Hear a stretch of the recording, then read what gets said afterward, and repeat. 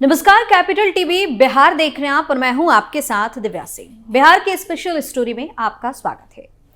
एक तरफ इन दिनों विपक्षी गठबंधन इंडी में बवाल मचा हुआ है। गठबंधन में शामिल सभी राजनीतिक दल अपनी डफली अपना राग अलाप रहे हैं। कोई तालमेल नहीं दिख रहा है। गठबंधन खत्म होने की कगार पर है। वहीं दूसरी तरफ बिहार की राजनीति में नीतीश कुमार ने बवाल मचाए हुए हैं। ठंड के मौसम में भी सियासी तापमान को हाई कर दिया है। उनके सहयोगी उनसे असहज महसूस करने लगे हैं। कयास लग रहे हैं कि नीतीश कुमार एक बार फिर कोई बड़ा फैसला ले सकते हैं और सबको चौंका सकते हैं। जिस तरह से बिहार की सियासत में तूफान की आहट सुनाई दे रही है, उसके बाद से जमकर बयानबाजी तेज हो गई है। नीतीश कुमार के कभी करीबी रहे नेता भी अब उनके मन का हाल बताने लगे।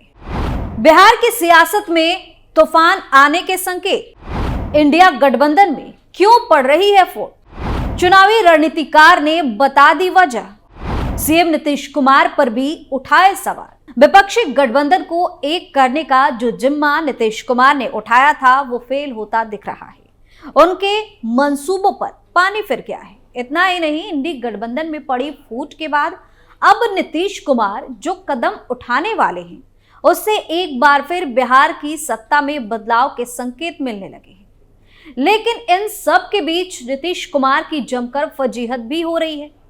तरह तरह की बयानबाजी देखने को मिल रही है। अब चुनावी रणनीतिकार प्रशांत किशोर ने नीतीश कुमार पर सवाल उठाए हैं और इंडी गठबंधन में पड़ी फूट की वजह भी बता दी है। दरअसल लोकसभा चुनाव से पहले बने विपक्षी दलों के इंडिया गठबंधन में फूट पड़ गई है। ऐसा इसलिए क्योंकि ममता बनर्जी ने पश्चिम बंगाल में अकेले चुनाव लड़ने का ऐलान कर दिया। उन्होंने कहा कि गठबंधन पर फैसला चुनाव के बाद होगा। वहीं इस मामले को लेकर चुनावी रणनीतिकार प्रशांत किशोर का अब बयान सामने आया है और पीके ने गठबंधन में फूट की वजह भी बता दी है। साथ ही बिहार के मुख्यमंत्री नीतीश कुमार पर भी सवाल उठाए हैं। बेगूसराय जिले के मटिहानी प्रखंड में प्रशांत किशोर ने जनसुराज यात्रा के दौरान मीडिया से बातचीत की। पीके ने कहा कि वह पिछले 6 से 8 महीने से कह रहे हैं कि इंडिया गठबंधन में जितने बड़े नेता बैठे हैं उन सभी के मुख्यमंत्री बनने का अभियान उन्होंने चलाया था। इसमें ममता बनर्जी, अरविंद केजरीवाल, एमके स्टालिन, उद्धव ठाकरे शामिल हैं। इन सभी के मुख्यमंत्री बनने और चुनाव जीतने में उन्होंने कंधा लगाया। इसके बावजूद वह हमेशा से कह रहे हैं कि गठबंधन में कुछ होने वाला नहीं है। पीके ने कहा कि ये सभी नेता अलग अलग अपना क्षेत्र बचाने में लगे हुए हैं। गठबंधन में कोई एक रूपता नहीं है, कोई नैरेटिव नहीं है, एक दूसरे की मदद का प्रावधान नहीं है। इससे कुछ नहीं होने वाला। आगे प्रशांत किशोर ने कहा कि आप बंगाल की बात करते हैं, आप बताइए कि बिहार में गठबंधन हो गया। एनडीए के सवाल पर उन्होंने कहा कि उसमें रह का क्या है, सब चीज एक ही व्यक्ति के नाम पर है, वो है नरेंद्र मोदी। मोदी ने जो कह दिया वही तय हो गया। पीके ने नीतीश कुमार पर सवाल उठाते हुए कहा कि उनके सामने जिस इंडिया महागठबंधन की परिकल्पना की गई, जिसकी पहली बैठक बिहार के पटना में हुई, तो सबसे पहले तो बिहार में सीटों का बंटवारा घोषित होना चाहिए था। वो तो आज तक नहीं हो पाया। जहां से इंडिया का बीज पड़ा, जहां से लोगों ने कहा कि नीतीश कुमार इसके संयोजक होंगे, वहीं नीतीश आज तक बिहार में इंडिया गठबंधन का क्या होगा ये नहीं बता पाए। इतना ही नहीं, प्रशांत किशोर ने आगे कई बातों को लेकर नीतीश कुमार को जमकर सुनाया। बिहार में प्रत्येक गरीब परिवार को 2 लाख रुपए देने की बात पर जनसुराज के मुखिया प्रशांत किशोर ने बिहार सरकार की हवा निकाल दी।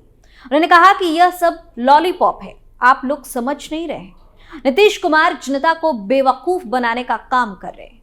प्रशांत किशोर ने कहा कि आप लोग हिसाब किताब निकालिए तो 1000 रुपए भी हिसाब नहीं मिलेगा। वहीं प्रशांत किशोर ने कहा कि जनता इतना बेवकूफ है, देखिए नीतीश कुमार 2 लाख रुपए 3 किश्त में देंगे। अब एक परिवार में कम से कम 5 लोग रहता है, 5 लोगों में बांटिएगा तो क्या पड़ेगा? आदमी को महीना का 1000 रुपया भी नहीं पड़ेगा। 2 साल तक भी सही से उपयोग कर पाएगा क्या कोई? यह सब लॉलीपॉप है, जनता को बेवकूफ बनाने का एक तरीका है। आप वृद्धा पेंशन 1000 रुपए का महीना दे रहे हैं, इस 2 लाख में इतने बड़े परिवार में लोगों को क्या हिस्सा पड़ेगा? साथ ही प्रशांत किशोर ने कहा कि नीतीश कुमार कब पलटी मारते यह कहना बहुत ही मुश्किल है। उन्होंने कहा कि मैंने कहा था कि नीतीश कुमार यदि महागठबंधन से लड़ेंगे तो उन्हें 5 सीटें भी नहीं आएंगी, और मेरे बयान से उनके दल वाले भी पूरी तरह से घबरा गए हैं। उन्हें पता है कि प्रशांत किशोर ने जो कह दिया वो सच हो जाता है, इसलिए वह दाएं बाएं के फेर में पड़ गए हैं। अब सोच में पड़ गए हैं कि एनडीए में जाएं, यहां महागठबंधन में लड़ें। बता दें कि एक तरफ विपक्षी दलों के गठबंधन इंडिया ब्लॉक में आम चुनाव से पहले ही दरार पड़ गई है। पश्चिम बंगाल में टीएमसी ने खुलकर एकला चलो का ऐलान कर दिया है, तो पंजाब में भी आम आदमी पार्टी के तेवरों में तलखी कम नहीं हुई है। वहीं बिहार में नीतीश कुमार के बयानों से गठबंधन की सियासत पर नए सिरे से बहस भी शुरू हो गई है। यूपी में सपा प्रमुख अखिलेश यादव पहले ही साफ कर चुके हैं कि वो अपनी शर्तों पर ही गठबंधन में आगे बढ़ेंगे। इन राज्यों में सीट शेयरिंग को लेकर विवाद है और क्षेत्रीय दलों के निशाने पर कांग्रेस है। हालांकि कांग्रेस का कहना है कि बातचीत के जरिए मसले को सुलझा लिया जाएगा। फिलहाल अलायंस की चौथी बैठक के 1 महीने बाद भी फॉर्मूले पर सुलह नहीं बन सकी है। हालात ये हैं कि एक को मनाओ तो दूसरा दल या नेता रूठ जा रहा है। गठबंधन की गांठ सुलझने की बजाय पूरी तरह से उलझती नजर आ रही है। अलायंस में कुल 28 पार्टियां हैं।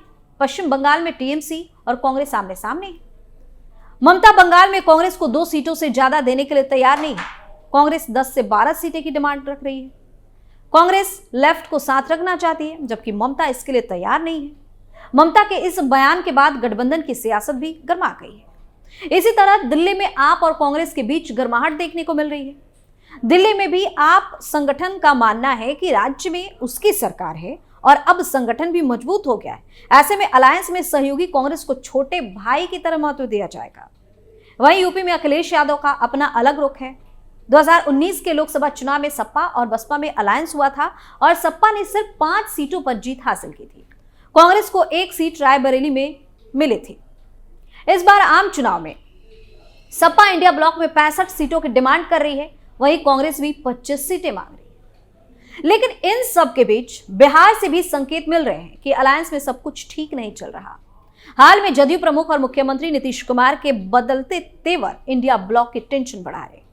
पिछले कुछ दिनों से लगातार यह चर्चा तेज है कि नीतीश कुमार पर जेडीयू नेताओं का दबाव बढ़ रहा है और महागठबंधन छोड़ने के लिए तर्क भी दिए जा रहे हैं। अगर यह सच हुआ तो अलायंस को अपना अगुवाकार खोना पड़ सकता है। दूसरी सबसे बड़ी वजह जननायक कर्पूरी ठाकुर को भारत रत्न से सम्मानित किए जाने के फैसले से नीतीश कुमार गदगद हैं और वो खुलकर केंद्र सरकार की तारीफ कर चुके हैं और पीएम मोदी को धन्यवाद भी किया है। इतना ही नहीं, जब कर्पूरी ठाकुर का जयंती समारोह मनाया जा रहा था तब नीतीश के 2 बयान भी अचानक चर्चा में आ गए। नीतीश ने कांग्रेस पर सवाल खड़े किए और कहा कि कांग्रेस भी सरकार में रही लेकिन यह फैसला नहीं लिया। सवाल उठाया कि कांग्रेस सरकार के कार्यकाल में कर्पूरी ठाकुर को भारत रत्न क्यों नहीं दिया गया। नीतीश का कहना है कि हम लंबे अरसे से इसकी मांग करते रहे। कांग्रेस भी सरकार में रही, दूसरे लोग भी रहे, लेकिन भारत रत्न किसी ने नहीं दिया। अब इन्होंने दिया है तो इनका धन्यवाद। इस दौरान नीतीश ने परिवारवाद पर तंज भी कसा। इसे राजद से भी जोड़कर देखा गया। नीतीश कुमार का कहना था कि कर्पूरी ठाकुर ने कभी अपने परिवार को आगे नहीं बढ़ाया। आजकल लोग अपने परिवार को बढ़ाते हैं। चूंकि बिहार की राजनीति में नीतीश कुमार को सरप्राइजिंग लीडर के तौर पर जाना जाता है, नीतीश कुमार कब क्या फैसला लेते हैं इस बात की किसी को भनक नहीं लगने देती। हाल ही में उन्होंने ललन सिंह की जगह पार्टी की कमान भी संभाल ली। बिहार में पिछले कुछ दिनों से जदयू में निचले स्तर पर कार्यकर्ताओं और नेताओं में निराशा की बातें चल रही हैं। ऐसे में नीतीश कुमार के सियासी कदम पर हर किसी की निगाहें टिकी हुई है।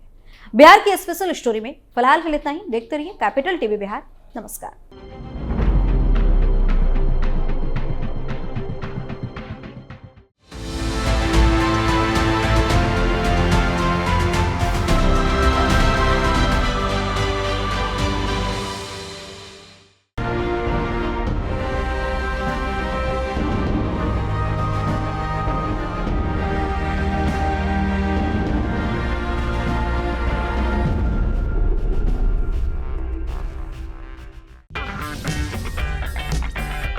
अगर आपको हमारा वीडियो पसंद आया हो तो इसे लाइक करें, हमारे चैनल को सब्सक्राइब करें और हाँ, बेल आइकन दबाना ना भूलें ताकि आप तक हमारे वीडियो की नोटिफिकेशन पहुंचती रहे। आप अपना सुझाव हमें कमेंट बॉक्स में दे सकते हैं। हमारे साथ जुड़ने के लिए शुक्रिया।